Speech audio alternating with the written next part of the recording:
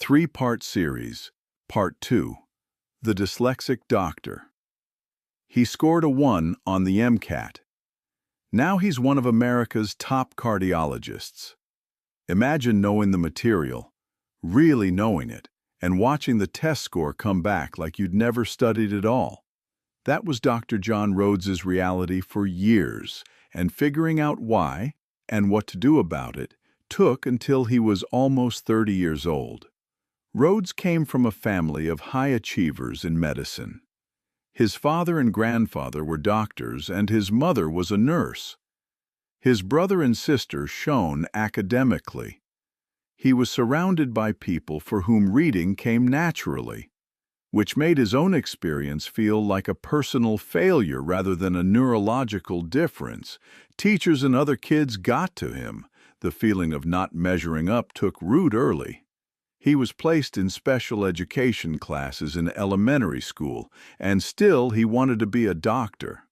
Before medical school, there was the MCAT. He bombed the SAT, struggled through college, and then faced the MCAT with the same problem he'd always had. Not a lack of knowledge, but a reading system that couldn't keep pace with what he understood. He scored a 1 on the reading section of the MCAT. Not failing in the ordinary sense, catastrophic by any measure that admissions committees use. But Rhodes did something that required real self-knowledge and courage. He went to the admissions staff and told them directly he could succeed if they gave him the chance to study longer than other students. He made the case for himself when the numbers were making the opposite case. He got in. And then he studied like few medical students ever have. Thousands of note cards, extraordinary hours, a year working with a reading specialist after that MCAT score.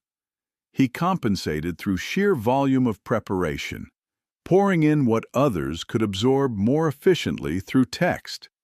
Then, at nearly 30 years old, a professor named Dr. Ector noticed something and suggested Rhodes get tested.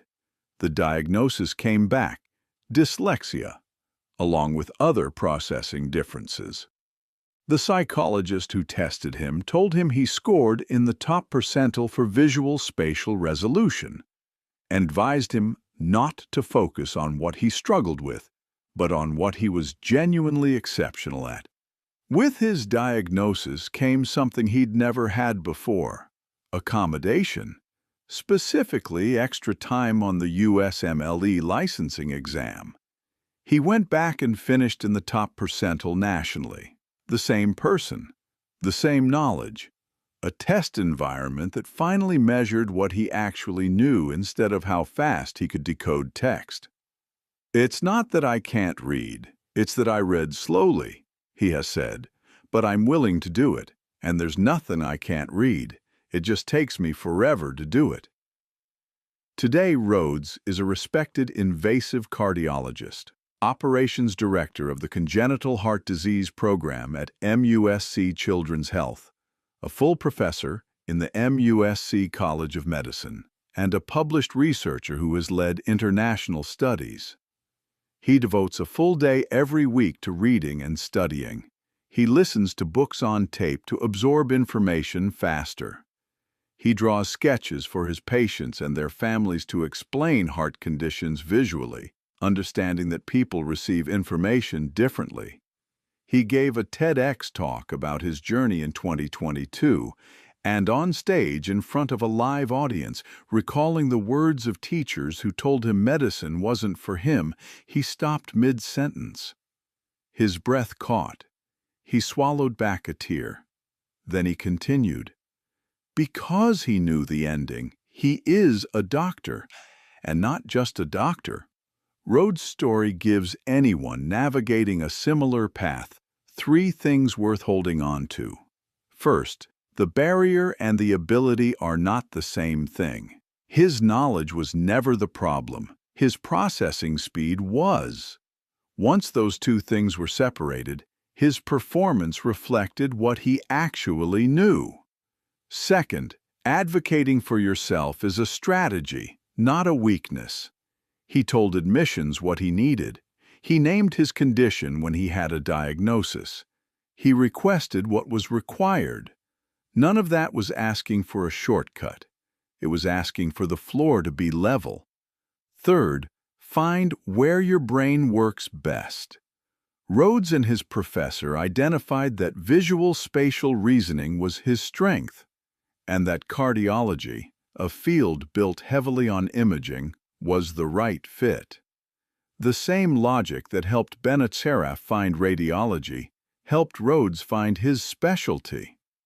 There's one more doctor in this series, and she brings something the others don't, a perspective on what happens when dyslexia goes undiagnosed all the way through medical school and specialty training.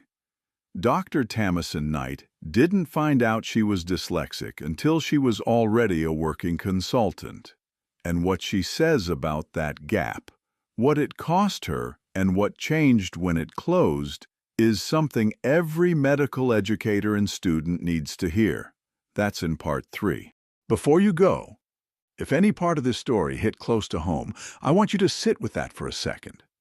Because maybe this wasn't just about 5 doctors with dyslexia. Maybe this was about you, or someone you love, or a younger version of yourself who was handed a label instead of a ladder. If that resonates, I have something for you. It's free. It's called The Case of the Missing Potential, File 0. And it covers 5 signs that your potential was never actually missing. It was just misunderstood. The link is right in the description. Go grab it. It cost you nothing, and it might change how you see everything. Now, if this video meant something to you, here's how you can help this message reach the person who needs it most. Like this video. It tells the algorithm this story matters, and it gets it in front of more people who are still searching for permission to keep going. Subscribe and hit the bell. We're just getting started, and you don't want to miss what's coming next. Drop a comment below. Tell me, did you see yourself in any of these stories? Do you know someone whose potential was misunderstood? I read every single one. Share this. Send it to a parent, a teacher, a student, a friend, anyone who needs to hear that the struggle doesn't disqualify them. One share from you could be the thing that changes someone's entire direction. The door isn't closed. It just might need a different key. I'll see you in the next one.